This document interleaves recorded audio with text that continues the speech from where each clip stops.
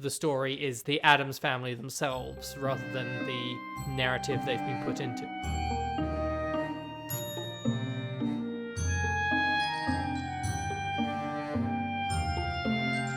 Hello and welcome to Unramblings, a podcast about stories and storytelling. I'm Fayfix. And I'm Charlene. And this week we're talking about the Addams Family. Do we have any housekeeping to do? Oh, we have merch now. Yes, you can head over to Redbubble. We've posted our link in a few places, or you can just search Unramblings. You can get all sorts of things. We're waiting on our own merch from there. We're getting a coffee cup and a couple of really nice looking face masks. They're going to have glasses wires in them, which will be awesome because we don't really have any that do that yet. I know some people who have got t-shirts and things, and those who have had their stuff arrive already seem pretty happy with it. We are continuing to put out videos on YouTube, so if you haven't seen those yet, you can go and check those out. We just put out a new one talking about Ursula Le Guin and gender in The Left Hand of Darkness. It's a video that's sort of, personally important to me. But we'll be having a new one out every other Wednesday.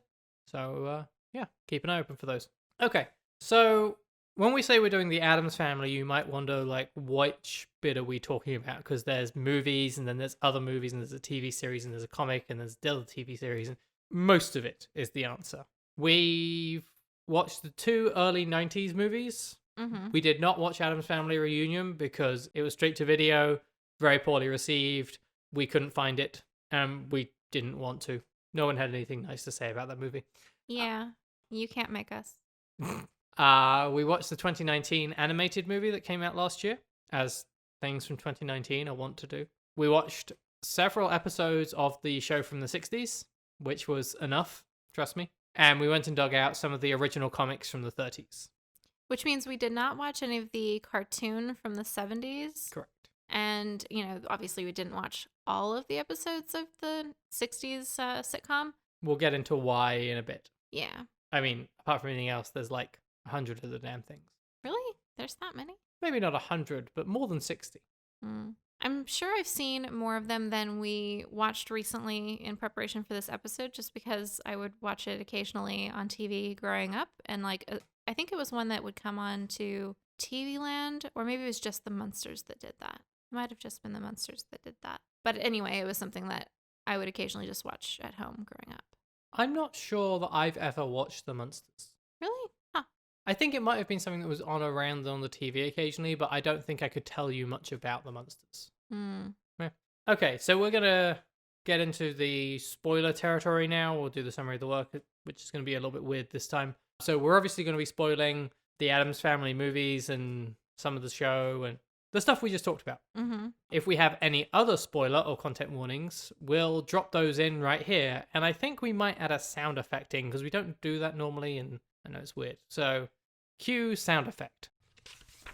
Hello! I hope there was a sound effect.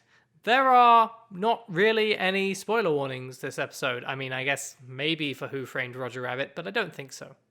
Yeah, I don't really think there are any content warnings so much either. There's vague references to people dying and being killed because Addams Family, and passing mention of the abusive relationship in the 90s movie, but I think that's pretty much it.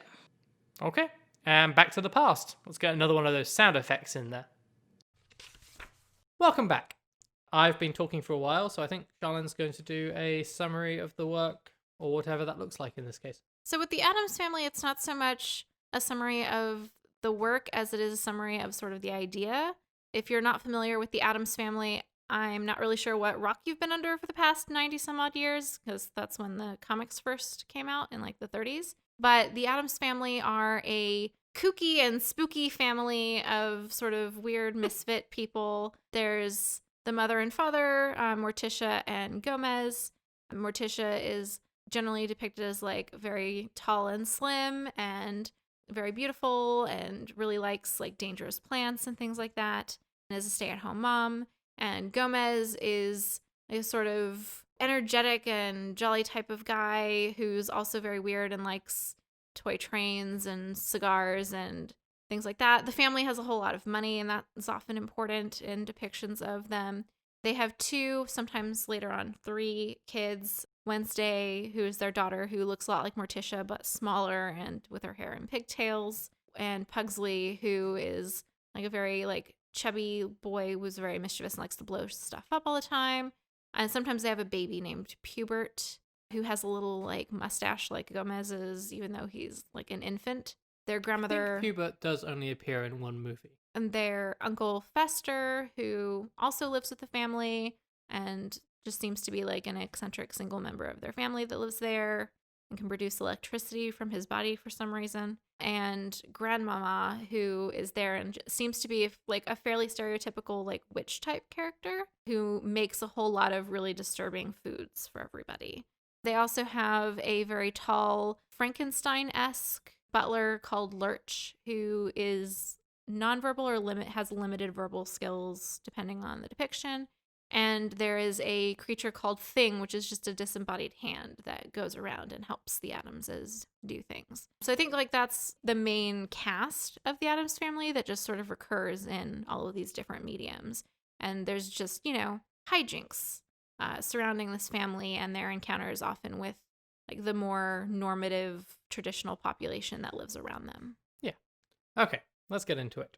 So as we were saying, there's been a lot of different adaptations of this, and some things appear a little bit differently, and there's been a lot of mutations in exactly who people are and what they mean and what stories are being told, because 90 years have passed, and when you're doing something that's counterculture, the culture that you're being counter to is changing, so you have to change too. So we have the 1930s comics, the 1960s black and white TV series, which is one of the closest things to the comics. There's a 70s animated TV series that uses a lot of the direct imagery from the comics.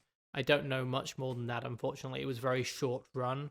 And do you want to clarify, when we say comics, we mean like they were newspaper comics, not like booklets. So they're like often a single panel that just sort of depicted a scene like from the lives of the Addams Family. Yeah. The live movies with Angelica Houston and Raul Julia, which were much more feature things, much more in the way of special effects, or at least better special effects than the 60s. Yeah. Although, to be fair, the 60s show does not have bad special effects for the 60s. No. On a budget. Like, you can see how they do everything, but, there's the plants eating things and stuff. It's clever. They worked with what they had.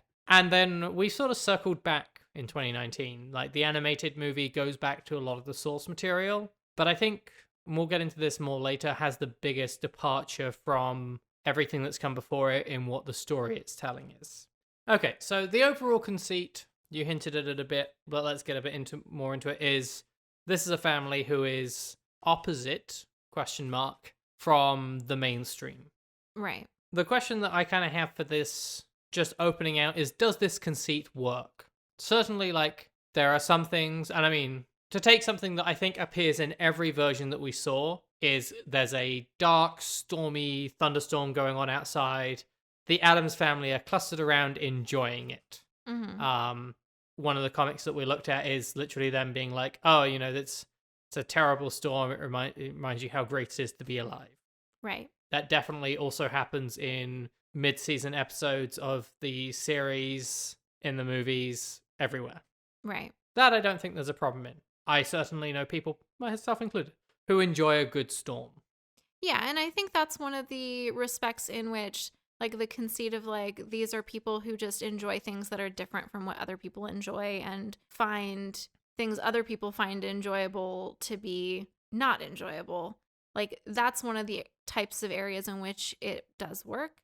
But I would go back to the question of, like, does this conceit work, by asking you, like, what does it mean for it to work? Like, if you're asking if it's consistent, no, because it's one of those things that the more you look at it, the more it kind of breaks down. And there's like a little bit of a weird opposite day thing going on where people say one thing, but they clearly mean another thing, but they're just using the opposite term for the like weird opposite day aesthetic of the Addams Family. Yeah. But in other ways, like with the storm stuff, it's just a matter of taste and a matter of aesthetic, and that's fine. It's a cultural difference in terms of what's appreciated. And in all of those regards, I think it does work. Yeah, I think that it holds up a lot when it's things like that. I think sometimes they're playing for a laugh in a way that it breaks down. Yeah. One of the other things that you see consistently throughout them, it's something that they took from the comics and kept going throughout, is there's a line, "Are you unhappy, dear?" And the response is, "Yes, perfectly so." Mm-hmm.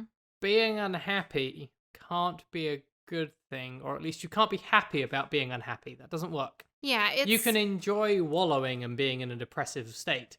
That doesn't really seem to be where they are. yeah, it's not quite the same thing, and that's what I'm talking about when I say like there's sometimes like a weird opposite day thing where it's like it's clear that they mean happy and they're just saying unhappy for this weird almost misunderstanding, although again it's not a misunderstanding. This is the original source material we're talking about, so this is how it was done on purpose and that everything else is referencing to. But it's an odd situation where like ways in which later interpretations of something being faithful actually ends up being the thing that makes it more inconsistent in a like weird perverse way. Yeah, I think I understand what you mean. And it's interesting because like I mean, and I don't want to imply that we don't like the Addams Family, because we do. Like I do really appreciate the aesthetic and just the idea of the Addams Family as a thing. I really enjoyed the 90s movies and the 2019 movie, and I enjoy episodes of the 60s one. Although watching a lot of them in succession, it can kind of wear on you because they're recycling a lot of the same jokes and things like that. But I mean, that's, I think, true of like any sitcom from that period of time. But like, I don't know, I think I kind of lost where I was going with this. Yeah. Like, so I don't want to imply that like I don't like the Addams Family, because I do. I just think that in some ways it can break down if you look at it too hard, you know? Yeah, I mean, it's enjoyable. The question I'm asking here more is it logically consistent? Yeah, and I would say no. But it's fun, and people should be able to enjoy fun things. I think that there is a large element of farce. Oh, in it. definitely. Yeah. Like, it's not logically consistent, and I don't think it matters. Yeah, exactly. It doesn't have to. I mean, that's true of so many things that are literally just made to be fun and silly and enjoyable and like create an idea or an atmosphere. And I don't think that there's a reason to not enjoy things. Like, I don't want to be somebody who can't enjoy something if it doesn't have a whole lot of, I don't know. I'm just gonna, I think, stop while I'm ahead. I think that you're sort of beating around an idea that we spoke about on our last pre-ramble. So if you want to know what Charlene was talking about, go and check out the pre-ramble on our Patreon. It's a little tacky. A little tacky. Okay. You said in there that it can just be fun, which is interesting because I think that it's not just fun. I think that there's a lot more commentary going on in here. Well, sure. I didn't mean to imply that it wasn't. Okay. It's very silly. It doesn't take itself seriously, but it does have more to say. Sure. Or at least I think in some iterations it says more than it necessarily means to by showing itself. I'm not sure what you're saying. So by setting out to show a mirror image of what the traditional family is, it tells us more about what the writers and creators' underlying thoughts about those traditional families are than they perhaps intend to. Sure. Because it is certainly holding a mirror up to them. I mean, you talk about the weird opposite days thing. They are opposites in so many ways. But there's some stuff that's more telling in how it's not opposite. Sure. Like, there's certain things that I found interesting because there's some implication that by not sort of inverting them, there's this idea of these things as sort of immutable or foundational and like not even something you'd consider switching around. So there's the fact that like a lot of the like family roles are still in a lot of ways very traditional. You have Morticia as a stay-at-home mother in the 30s and 60s, and in the 90s one, this is sort of acknowledged because Morticia talks about wanting to have it all and wanting to have more time to pursue the dark arts and things like that. And, you know, it's kind of framed as sort of this like career aspiration thing.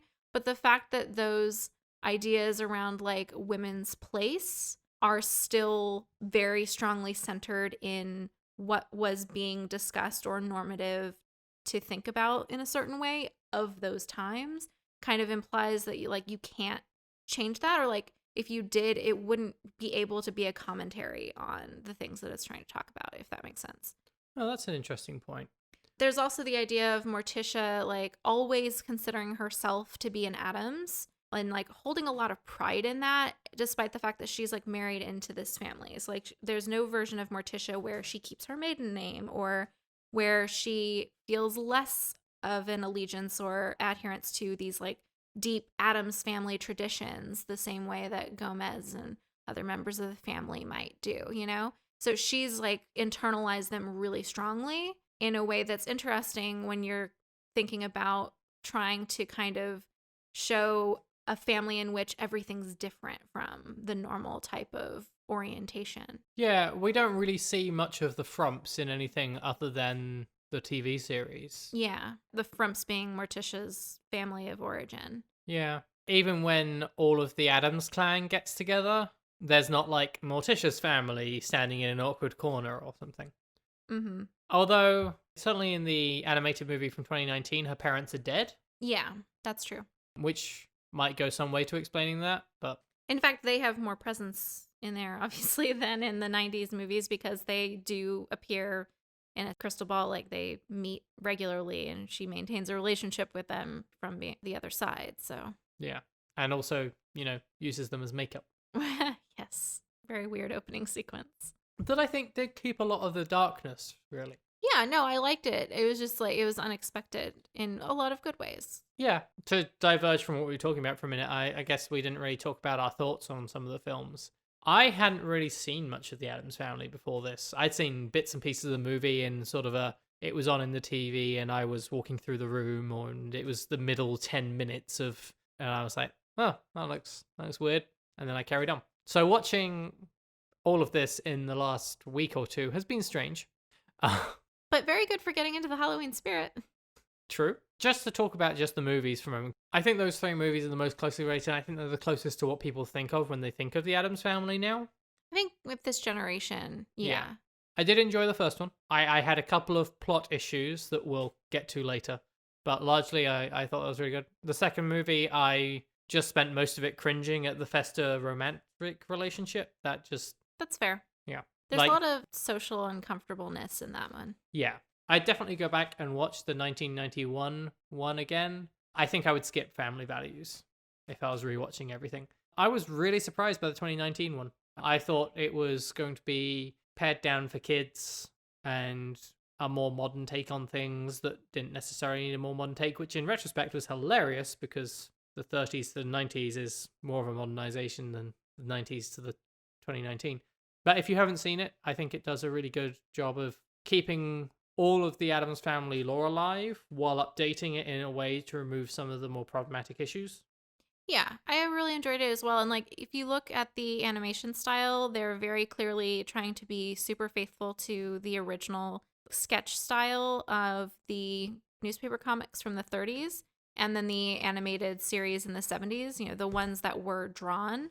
And I appreciate that a lot. Like, and that is one of the things that has been really interesting to see in the Addams Family adaptations is that there is so much love for the source material and there's so much fidelity to like even very specific scenes and gags. And again, in some ways that's kind of carried a little too far in a way that ends up kind of driving some inconsistency with plot or with humor, but is also really nice to see because a lot of the time you see stuff being adapted and it's like vaguely inspired by what came before, and there's clearly not been a lot of effort to preserve what was loved about the things that came before. Yeah, I mean, to just have completely derailed the conversation, I mean, there's things like Christopher Lloyd's representation of Fester, where there's an expression that the original actor pulled on a regular basis when trying to show Fester's true essence. In 1963, 64, or whatever. Yeah. And Christopher Lloyd just nails that. There's so many little touch points that they managed to keep through. And I mean, several of them are in the first episode, but some of them are deeper cuts. I mean, like, the presence of the lion. The 2019 movie brings back Aristotle the squid. Octopus. The octopus. But actually has it on screen because it's easier to do that on an animation budget. And then the 2019 movie recreates the credits scene from the 60s at the end. Yeah, which is really cute. So you not only get scenes of Morticia preparing her bouquet of thorns, but you get like Gomez sharpening the fence posts and things. Yeah, it's extremely faithful, like shot for shot, a recreation, but with the animated characters doing exactly the same stuff instead. You can tell that everyone who gets involved in an Addams Family project, or at least everyone who has like decision-making authority, loves that series, loves the idea of these characters. One thing that did strike me a little bit strangely about the adaptations is that a lot of the characters they cast to look quite a lot like the originals. I think Christina Ricci is a great casting for Wednesday, and her appearance matches fairly closely the original drawings. But the one that always seems just to drift away from the originals is Gomez, who was just a stockier, more well-built individual. Mm-hmm. And Gomez, in all the live-action stuff, seems to be much more of a taller, trimmer figure. Yeah, they seem to try and compensate for that with John Aston in the 60s one by having him in like these huge boxy suits all the time to kind of like artificially create that sort of square, more squat shape.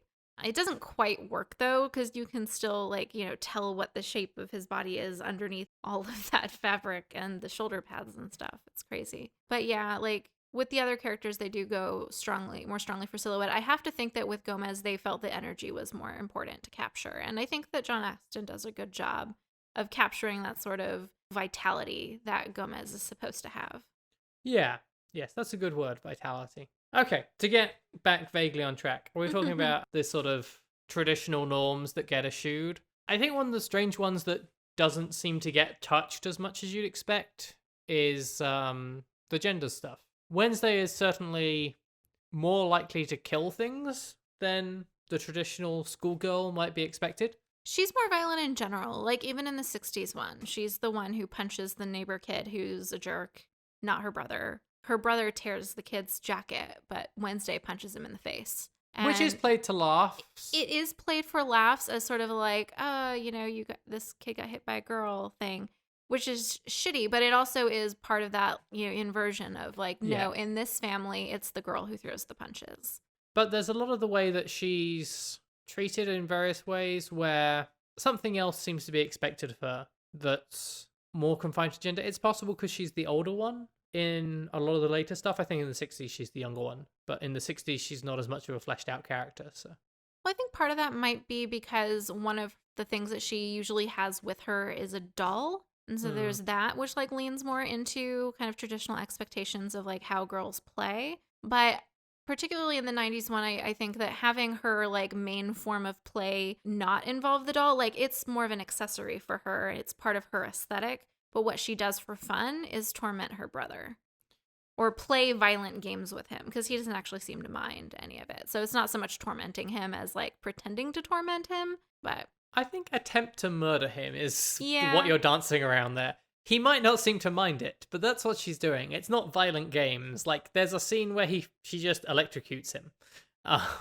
Yeah, but again, he's fine. Like which weird. Is never explained. Right, and that's one of the things that's like, I think that's one of the things that like breaks down the most about the Addams Family if you look at it too closely is just how lucky they are, because like it's unclear if these are supernatural beings, but to a certain extent they kind of have to be. I mean, I know Morticia is often implied to be a witch and descended from witches. That's often actually stated. And Fester is canonically like an electrical creature, like way more than anyone. Well, he got struck by lightning. Yeah, he got struck by lightning, but also in general, the Addamses just seem to be able to survive a lot of things that should kill other people. And so it's interesting the extent to which, if it's known that people in the family like survive all these kinds of things, then it is playing, even if you're like, you're doing things that would kill other people, but you know that they'll be fine. I think the problem I have with it is in the end of Addams Family Values, the threat to the family is being electrocuted.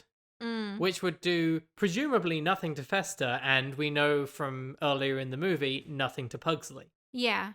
We know, in fact, it wouldn't do anything to Fester because that's the first way she tries to kill him is electrocuting him. So also it's kind of dumb on her part, talking about Debbie in the Addams Family Values movie. You know, I think I might know what it is. They were drawn in the 1930s, so I think that they are just tunes. Oh, yeah. Like in Who Framed Roger Rabbit? Yeah.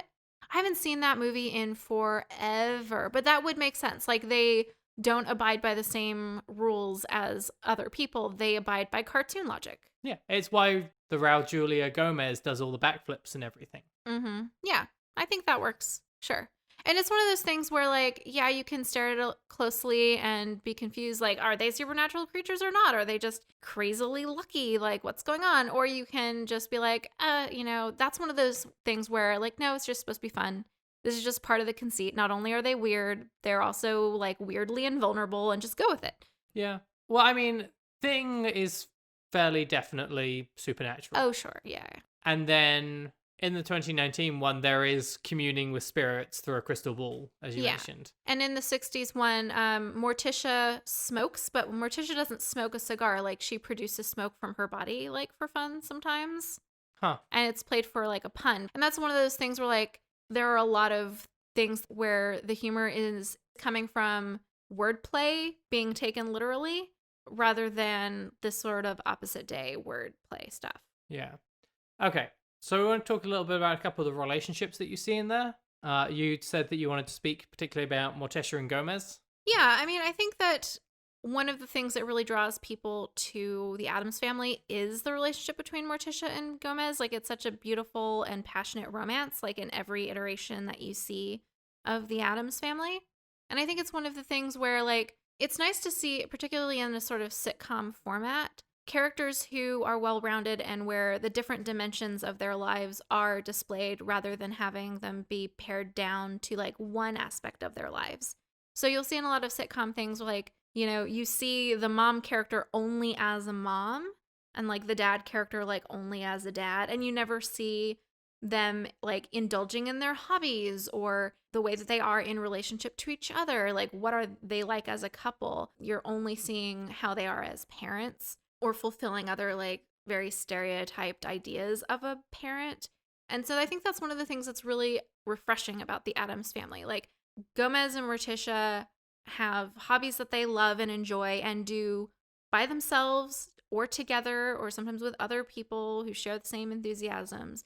They have a passionate romance that continues to be passionate 10, 20 years into their marriage. Kind of varies based on which iteration you're watching as to like how long they've been married, but like well into the lives of their kids. And you also see the same thing with other members of the family where like grandmama has her things that she's always working on, potions and things like that. Like, she's not just there to be grandmotherly to the kids, you know? So I appreciate that as this idea of like people stay whole individuals even when they are fulfilling a specific role. Yeah.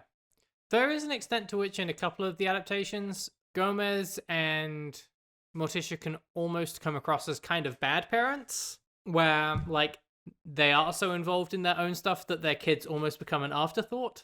I don't know. I think that's an argument about like a parenting style, because I know a lot of people whose parents are more hands off and they want to give their kids the freedom to do their own thing and make mistakes and not have like too close of supervision. Yeah. You know, and that is a totally valid parenting perspective. And I think that that's something that you see with the Addams Family. They do step in and they do impose structure in a lot of ways, but they don't let that be like the only thing that they're paying attention to in their lives. Yeah. Actually, that is a thing that you see a little bit differently in 2019 version is they do impose a lot more rules on their kids. Yeah. The Pugsley story is about getting him ready for his Mazurka. And insisting on that. And eventually the lesson is you can't force that. Your kid has their strengths and you need to let them have the strengths. And it's Gomez being overbearing in that way. Well, I think part of that too, it's not even just you can't force it so much as if a tradition is going to survive, it needs to be able to adapt to the times. Yeah. And that's very true in this situation. Like, you can't expect a kid in the 21st century to develop and be interested in developing like the skills that were prized the hundreds of years ago when the mazurka tradition was developed. Yeah. Similarly, though, you see them be strict about Wednesday not leaving. Yeah. And who she socializes with when they're concerned about the influences of the outside world. Yeah, and I appreciate that they set that up at the beginning with like the traumatic inciting incident to them having that sort of insular perspective where they had tried to live more integrated in a traditional community in the past and were literally hunted down by a pitchfork waving mob, you know. I feel like that helps to sort of ground their overbearing sort of restrictive parenting of that in something that makes sense and doesn't seem like they're just being jerks who are judgmental of outside society for no reason. Yeah. Yeah, talking about them being insular and isolationist, it's interesting because they, I think in all of the variations, come across kind of naive. Like, they're so shut off from the outside world that they don't, when they do come to interact with it, they get taken for fools. Yeah, or like they jump to conclusions that are wrong, like a lot. And that plays into the sort of, slapstick and farcical humor that you were talking about. But it does kind of give this impression of them as sort of head in the clouds, naive people, but also just very out of touch, which I think also ties into the fact that they're very wealthy and like they are very removed from like the quote unquote common people in like a lot of ways, not just these aesthetic and tune logic ways, but also in terms of like financial and economic perspectives kind of ways. Yeah. They always seem surprised when someone else doesn't have the same idea of fun as they do. Mm-hmm. There's an episode of the 60s show that we watched, which is a Halloween episode, where two people who have robbed a bank turn up and end up hiding out in their household. And the Addams think that their bag full of money is their trick-or-treat bag and try to put candy in it, and then see it's full of money and apologize because they realize the rest of the neighborhood must have been handing out money, and open up their drawer full of money in front of these people and put some handfuls in for them. Their neighbors weren't handing out hundreds of dollars. They should know that. Yeah, but they clearly have like never talked to their neighbors or sent their kids trick-or-treating before, or like but they clearly had though, because they do send their kids trick-or-treating in that episode, and presumably they've done that before. They must have been pretty pissed off when their kids came back with just some damn candy and not piles of money. Yeah. So, yeah, it does come off as pretty naive. Similarly, what you were talking about with them not understanding other people's idea of fun is not the same as their idea of fun. Like when the robbers are shocked at the idea of like bobbing for crabs rather than bobbing for apples, they're perplexed. And then also when the robbers suggest hide and seek instead, they're like, what? Yeah. Which is, again, inconsistent because there's another episode in which you find out that Gomez and Morticia's sister played hide and seek during the period of time when they were engaged. Anyways, the whole thing. Point being, there's a flashback that indicates they do know what hide and seek is. Yeah. I mean, it's possible that Gomez just was massively traumatized by that whole thing. That was one of the things I want to talk about with the gender stuff, is looking at that episode from the 60s where Morticia and Gomez have the flashback of how they got together. Morticia's sister is being sold to Gomez's family. There's a dowry involved in everything. Yeah, I think that's one of those things that's consistent with things you see in even like the 2019 one, where there are these like really stolid family traditions in the Addams family and in the families that they consort with. Traditions that clearly have not been altered in hundreds of years, like the mazurka or mamushka in the 1990s movies. There are these traditional gatherings and dances and rituals that they and the families that they sort of have this other culture with, like alongside the mainstream culture. And so like that holding to a dowry system and, arranging the marriage of your kids to happen the same day you've agreed that it's going to happen is another one of those like entrenched family traditions that you're seeing as a hallmark of the Addams family. Yeah, I guess it's the complexity of trying to write something that's counterculture, but also steeped in tradition, and then finding that the mainstream culture is becoming more and more progressive. Yeah, and I do think that a lot of these really traditional practices that you're seeing the Addams family maintain is meant as a commentary against the mainstream culture leaving a lot of traditional practices and beliefs behind, and also in some ways might be a commentary on like the way that holding on to traditions like that is more common for really wealthy eccentric people, because you see like things like debutante balls and that's the one that really comes to mind right now, but you know what I mean, like what's the one where you like present your teenage daughter when she comes of age, or is that debutante? That's a debutante ball. Okay. Yeah. I'm clearly not wealthy enough to know these things. Yeah. Trust me, I'm not. Yeah. But like things like debutante balls, that are still in practice in mostly upper class societies and families who have like old money. Yeah.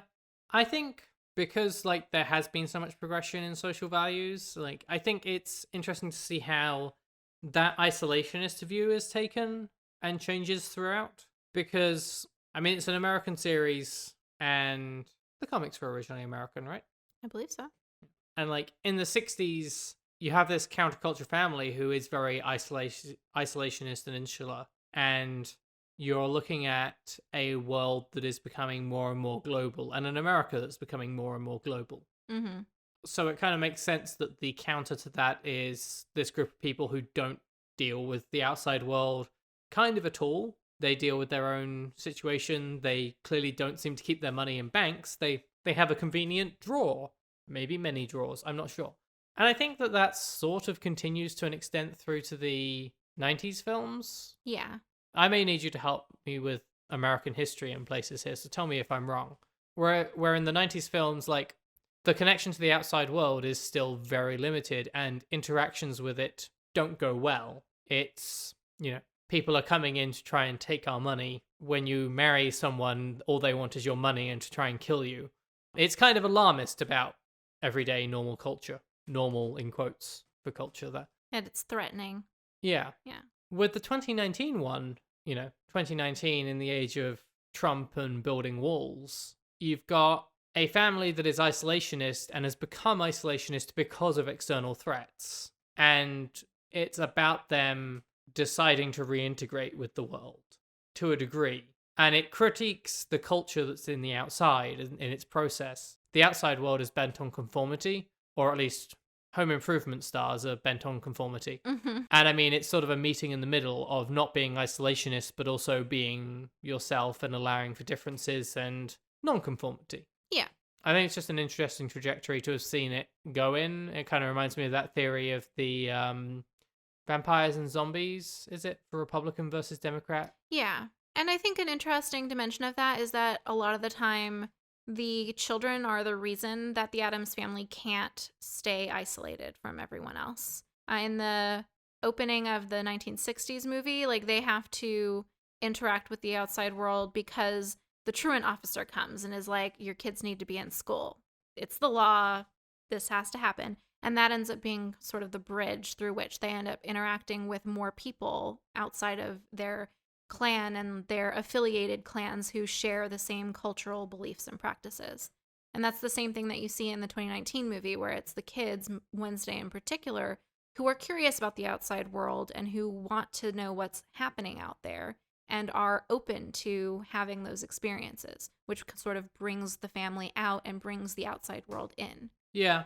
I think the big difference is that I think in the 60s, it's never shown to be a good thing. Mm-hmm. It's sort of an incident that happens and it causes some hijinks. Yeah. And then the people go away again.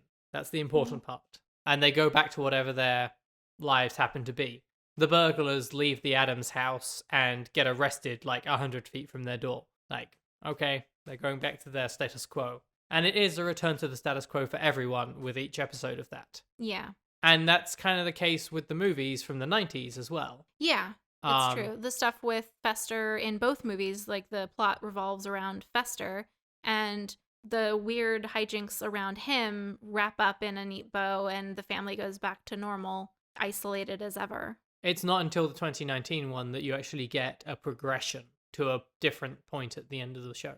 Although, I think there's actually a hint of a little bit more openness at the end of Addams Family Values because of Wednesday's connection with the other kid at camp who is also isolated and sort of socially outcast. She makes a romantic connection with him, and she jokes about killing him or something, but, like, in much the same way that she does with Pugsley, and that's somebody she does have affection for. So it's like one of those things where she has learned that there are rare individuals in the dominant culture who are also sort of on the sidelines and might be interesting to her. No, I don't think that holds up, because in the 2019 one, it's about a coming together and a compromise. Mm-hmm. In Addams Family Values, it's about Wednesday finding another outcast from mainstream society who can't stand mainstream society. He doesn't like his parents, he doesn't like any of the media, doesn't like being at camp. And there's not a compromise. You don't see that, they've bought a place together in a downtown suburb that they've made kind of weird. He is attending an Addams Family function and has been made over to look more like Gomez. Yeah, that's fair. It is more of like him finding a home outside of mainstream culture with the Addams culture, recognizing that there is an alternative to the dominant culture. I think that talking about Wednesday a little bit more is interesting. I think that she is Not in the 1960s show where she's much more of a prop who occasionally gets some fun lines, but in the movies, she often ends up being our point of view for the family. She certainly seems to be the most observant character in the later movies. She's the one who is perceptive enough to see what's really going on and isn't absorbed in other pursuits and things like that, the way that her parents often are and Fester often is. Yeah, I think she's a lot more grounded and has much more understanding of how the outside world works, while Morticia and Gomez seem befuddled by things and to not really understand what's going on. I think that she comprehends a lot more.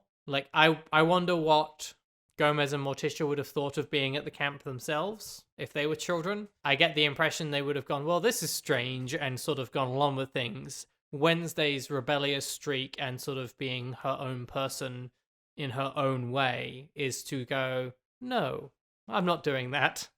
Or I'll trick you into thinking I'll do that so I can get you right where I want you. Right. Particularly with the Addams Family Values one. Yeah. And she's very manipulative as well. Yes, she is. And I think that goes along with her being observant. She pays very close attention and she's very good at putting all the pieces together and seeing the things that people are trying to obscure. And that's one of the things that I think makes her so compelling, is that she's so perceptive. And in the 2019 one, that's particularly true. I think she's really the main character of that movie. She's the person whose actions drive the plot. Yeah. And she's the person who sees through what's going on in the town and sees through the home improvement woman whose name escapes me. And at the end, has that insightful moment where she's able to be like, this person does this stuff and this person does this stuff. Now, she's insightful because she's seen it happen on cameras, but it's how she's being presented. Well, and it's also insightful the way she uses that information to point out, hey, none of us are as quote unquote normal as we pretend to be. Everyone has their thing that makes them weird and off, and that should be a thing that is okay. That should be a thing that other people can get over, rather than focusing so much on conformity and condemning anyone who breaks a mold. I think an interesting foil for that character, though, is Fester. He's always weirdly peripheral, even though he drives the plot for the two films from the 90s. He's not part of the main group in the 1991 one. And then in Family Values, his romance is the important thing, but it's driven by Morticia and Gomez bringing someone into the house who then takes command of the romance and removes him from that family unit. He ends up always being kind of on the side. Yeah, that's true. And I think that's partly consistent with him having sort of less connections overall. He's sort of peripheral even within the Addams family in a similar way to them being sort of on the edge of society. They don't necessarily represent him as such, but he is kind of the weird one of the Addams family. Yeah. But he ends up being the butt of a lot of jokes. Yeah. In a pretty unkind way. A lot of the time, the jokes are centered on the fact that he's ugly or portrayed as ugly. And that's just played for laughs a lot. Yeah. And it's weird because a lot of the time it's done within a framing of Morticia and Gomez talking about how he's not ugly. Yeah. I thought it was a real problem in the 60s series because they use canned laughter so much. Yeah. You get a lot more of the idea of what, I would say the creators, but it's probably the producers or the final editors that decide where that goes. And they put it on so much stuff that I think in the later movies, the same stuff is presented and I don't see it as a joke. Mm-hmm. But it's kind of like watching something and having someone sit next to you and go, isn't that funny, at stuff that is not. Stuff that's just making fun of someone in a kind of cruel way. Yeah. I mean, as long as I'm talking about the problems with the canned laughter, I think we mentioned in passing that show reuses a lot of jokes at times. I think halfway through season 2, they're still adding canned laughter every time Thing appears, and Thing appears a good number of times each episode, but it's played as if it's a hilarious joke every time a hand comes out of a box. Yeah, and again, I think that that's not necessarily an Addams Family thing so much as it is a sitcoms of that period of time thing of reusing the same jokes, adding canned laughter a lot, using B-roll excessively, God. Seeing exactly the same series of shots to convey the same joke frequently, I think is not just the Addams Family. I don't think that we should necessarily put that all on there. I mean, it does stand out, and it does make the series overall, like, I don't know. I think it does dilute the humor a Yeah. lot. I think that through my eyes, there are certainly scenes in that series that I would just go, I mean, yeah, that's how that person is, or whatever. That's part of my suspension of disbelief of this world. But the Hmm. canned laughter is a way of someone nudging me and going, "That's strange, isn't it?" And I go, Yeah, that's fine though." Yeah.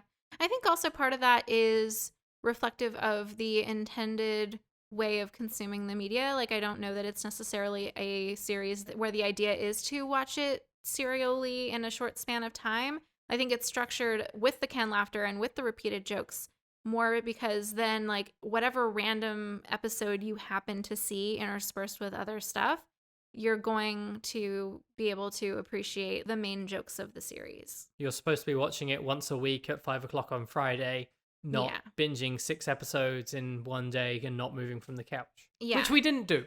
Yeah. And so the familiarity in the repetition is in some ways like a part of that structure. Yeah, I know it's very strange for me because part of me enjoys it, but I can't just enjoy it as a show. It's one of those ones that I sort of have to watch vaguely as a historical document at this point.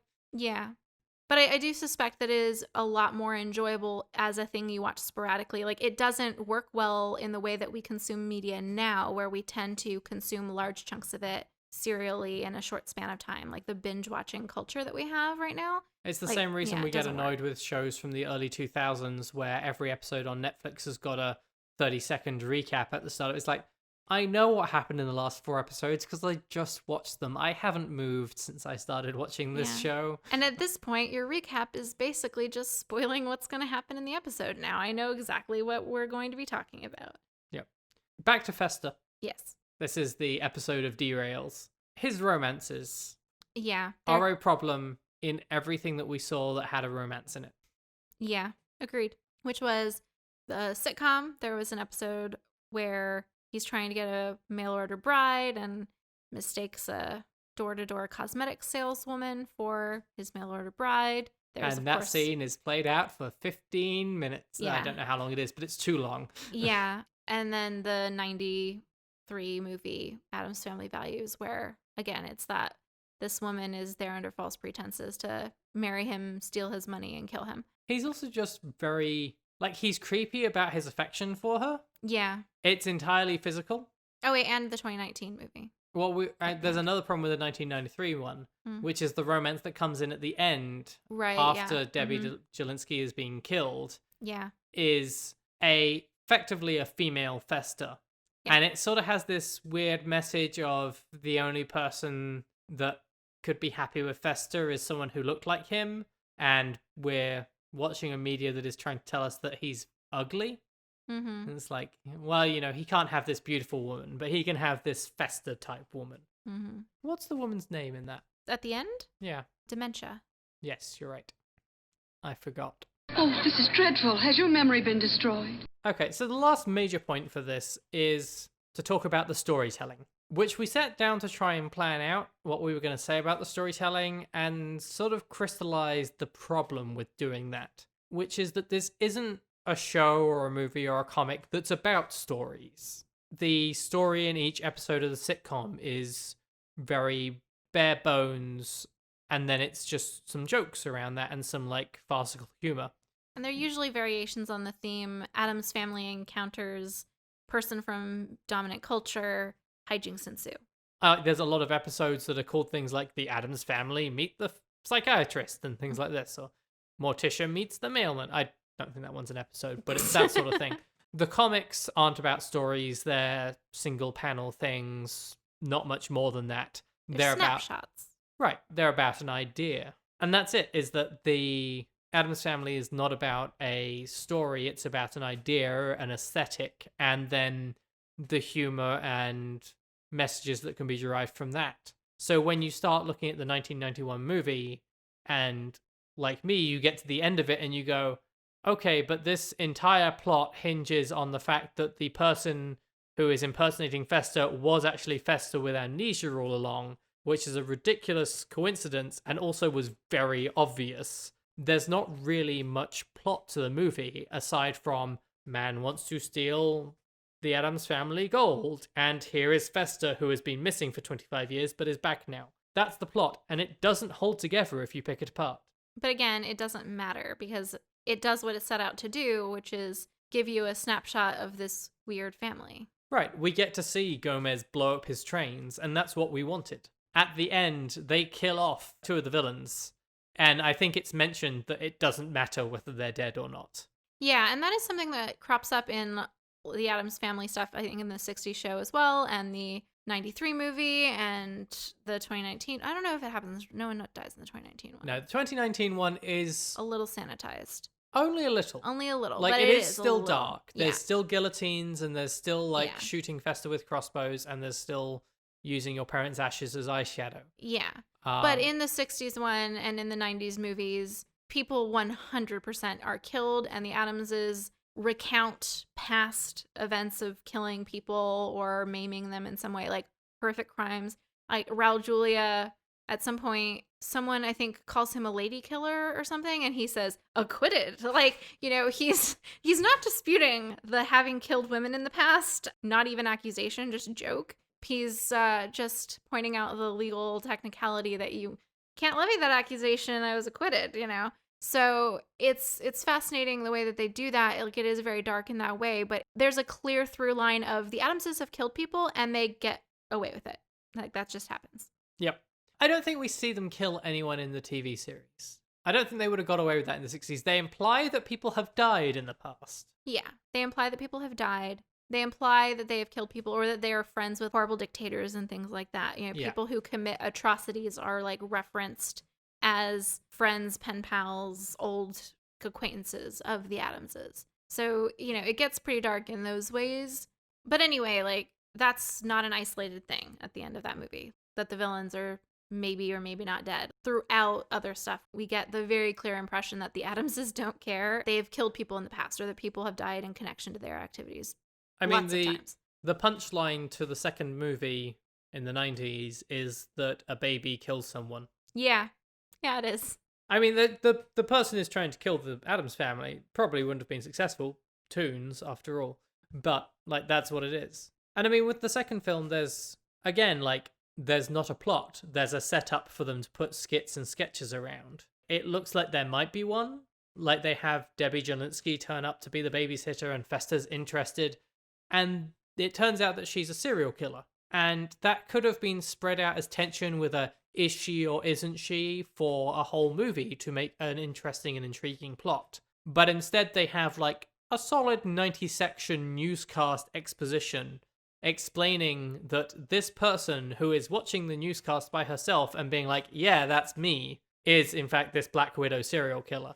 And then from there, they just move on to the skits. Again, I don't think this is bad. It's just that there's not story to pick apart in the plot narrative. The story is the Addams Family themselves rather than the narrative they've been put into. Yeah, it's a device for showing you who the Addams Family are. Which is true until you get to 2019. Yeah. Then there is an actual plot, as you said. Which might be why I like it. Like, I think, at the risk of getting hate mail from at least one of my friends for saying this, I think the 2019 one might be my favorite iteration of the Addams Family. It's sort of wars for it with the first 90s movie. Mhm. It does have a plot. It has a message. It's a little bit more complex in how it puts those things together. It is less dark. Like, they could have had Gomez stab several people at the start of the movie, but instead he cuts their belts so their pants fall down in true comedic style. But I think that that's partially necessary for the message of unity at the end. Mm-hmm. It's easier for the Addams Family to come together with the external world in some way if they haven't murdered some of them at the start of it. Yeah. And they do come together. They come together, they rebuild the house, they do something a little bit different, and then the house decides it wants to be the way it was, thank you very much. But the one thing that I find really depressing about this movie that does manage to bring a story to tell both the story of the Addams Family and a story within that world is that at the end of it, you still get a stupid Fester romance. Yeah. And it's so tacked on. I think my problem with it is not so much that it's there, is so much as how advanced it clearly is at that point. Like, it clearly hasn't been a whole lot of time. They just jump right ahead to not long after, and suddenly Fester and, like, the main antagonist person are together and happy. And I'm not saying that that's a problem and a thing that could never happen, because she does have qualities that he's interested in. And if she gave them a chance, like maybe she would like him. I don't know. But it's that it happens so quickly and is just so overdone. It just feels way too fast and way too fake. It's also as part of a business venture. Yeah. And this isn't a bad thing, but like the things they like about each other are the things the other person hates about themselves. What do you mean? Well, he's like, oh, I love that you're like this. And she looks a little bit put out because she's like, that's not a compliment. Well, I mean, it's that what they like about each other are each other's worst qualities, like from a traditional perspective of what makes someone a good person or an attractive person. Like he likes that she's a ruthless person with like no respect for anyone else's privacy. Like those are things he likes about her. Yeah. Whereas if you say to someone you're ruthless and have no respect for anyone's privacy, they're probably going to be insulted by that, even if, and probably especially if it's true. Yeah. I know you're right. It does feel tacked on. Yeah. And so forced that it feels like some studio exec that put too much money into the film was like, wouldn't it be a great idea if this happened at the end of the film? And they were like, okay. No, maybe. Yeah. Well, how much? The thing I take issue with most is that it's such a 180 for the villain character who hates the Addams family and is so disgusted by them that it doesn't feel genuine at all for her to have turned around so thoroughly as to be like happily enamored with Fester. Like I could have seen maybe him asking her out or her agreeing to work with him on the business venture, because that's how that sort of wraps up right before that happens. He's like, you've got 50 houses that you have to sell on a tight deadline. I've got 50 families, extended family who want to live closer to us. We can work something out. And over maybe that process leading to her more slowly realizing that the Addams family are people. They're weird people, but they're still people, and people with which she has a lot in common, and people who admire her for the qualities that a lot of people judge her for. And like that I could see. But the way that they do it is just too fast. And as you say, just way too forced. Without seeing those mid-steps, there's kind of the possibility that it's not an entirely willing relationship, or it's a relationship she's in because there's nothing else out there for her. Yeah. Because everyone is judging her so much. So yeah, that I didn't like, but everything else I did. Mm-hmm.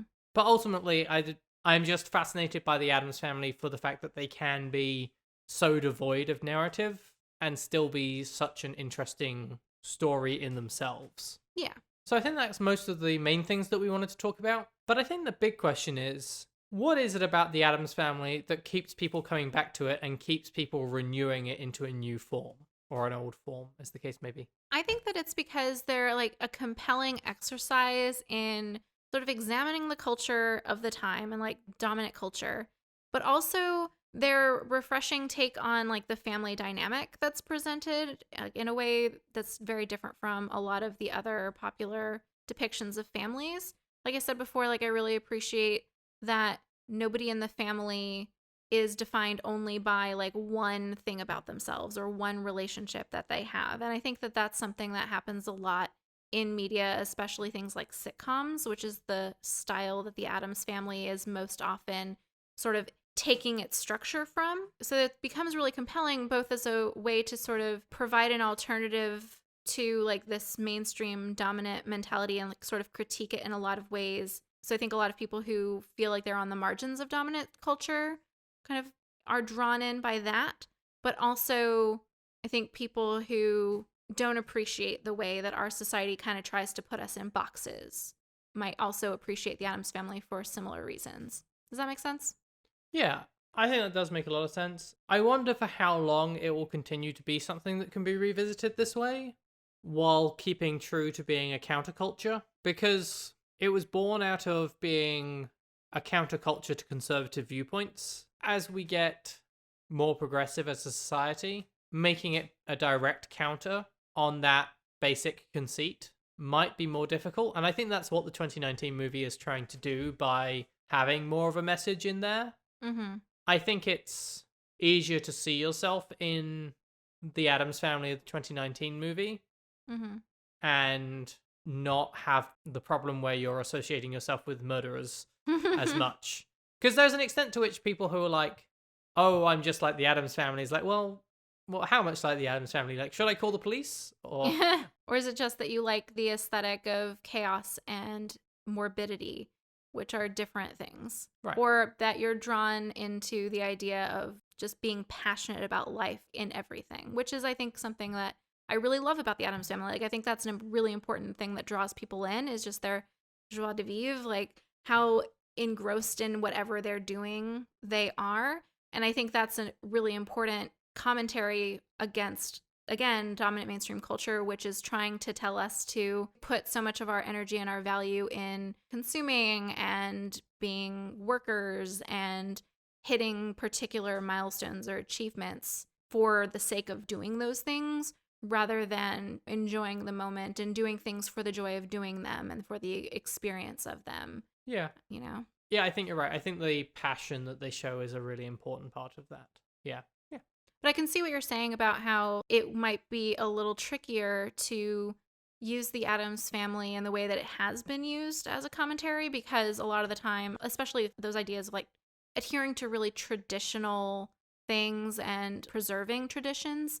And again, you do see that kind of growth in the 2019 one of breaking away from some of these traditions and updating them to keep moving forward and be able to keep up with the times to an extent. Whereas in previous things, we've been seeing it as like a pushback to progressive ideas. I don't think that the people who are drawn to the Addams Family like in the last 90 years are going to be the same people who are going to want to affiliate themselves and like consume something that is pushing back against the progressive trends going on right now of like trying to create a more inclusive society and trying to embrace a more global perspective. Yeah. So I think that's a good answer to the big question. But I think the bigger question is, what about the 90s meant that every Addams Family had to end with a rap version of the Addams Family song? I think that's part of them trying to keep up with the times, part of adapting it to future mediums. Like, it's not just the Addams Family movies that did that, like a lot of 90s stuff shoehorned in awkward themed raps. And so it's part of, I think, bringing the Addams Family into the 90s that they did that. See, the problem I have with that is that I'm trying to think of like 90s or 2000s movies that end with like shoehorned raps, and only two are coming to my mind. And I know that's because I'm a poor, sheltered individual.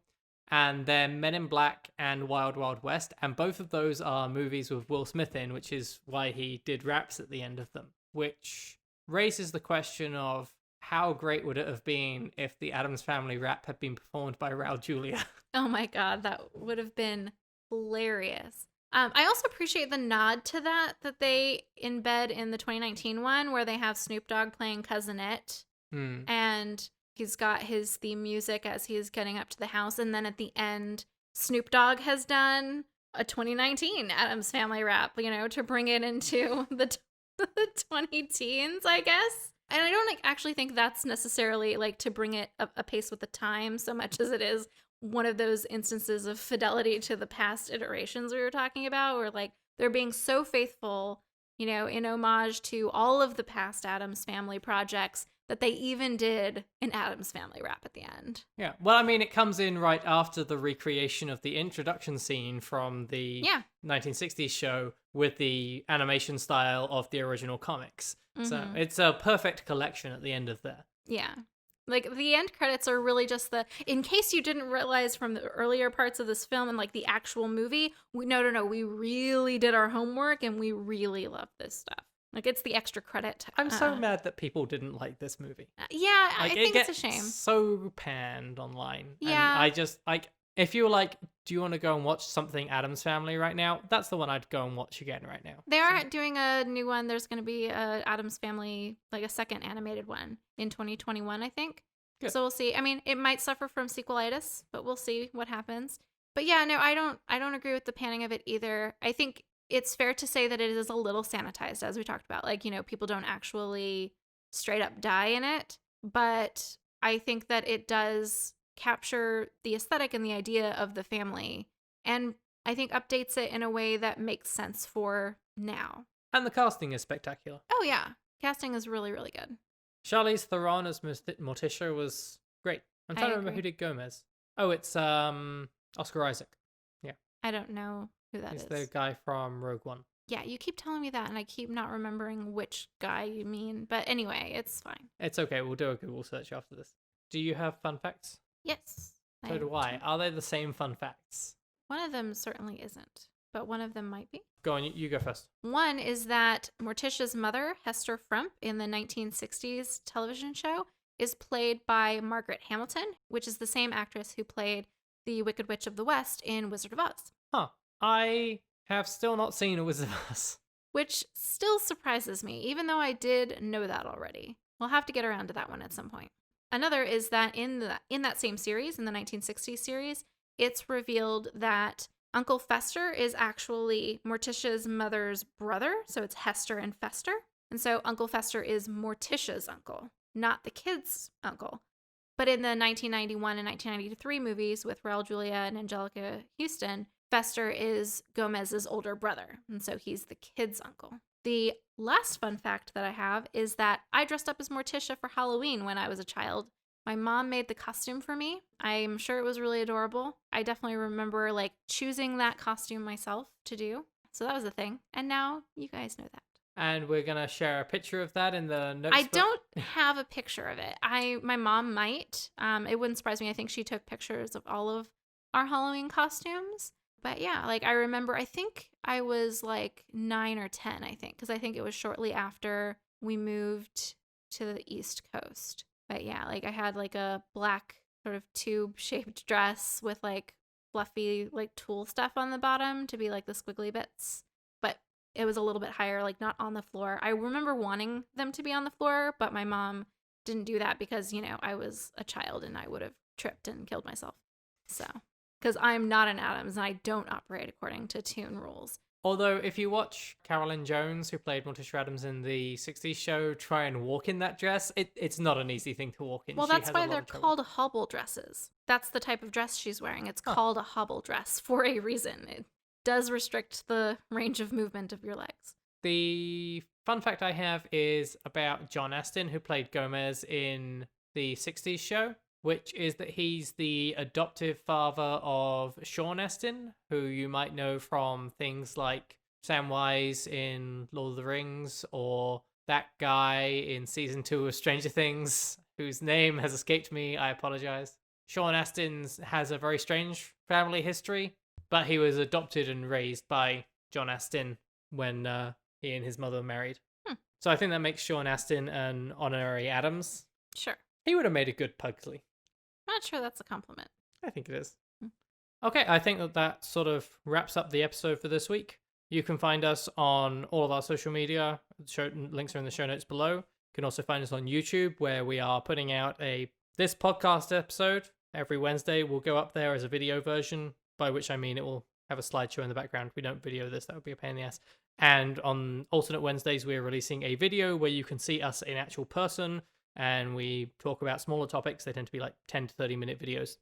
You can also find us on Patreon, where you can support us to get access to our live recordings, bonus episodes, behind-the-scenes content, all that good stuff. If you would like merch, there's also a link for that down in the notes below. Roughly at this point, I imagine, you're hearing the sound of our delightful theme music, which is provided to us from Mike Bassington. You can find links to his profiles and more of his work in those notes below. Yeah. Thanks for listening to Unramblings. We hope that you'll join us next time.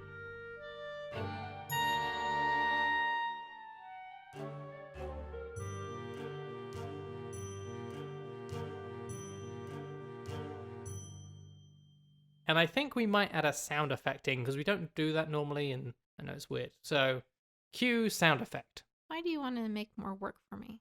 I've got a sound effect already. Got the page turn that I use in the other one. The sound effect from the show. Well, we have you making that noise now, so we can just play it in there, and then we'll play it backwards when you go back.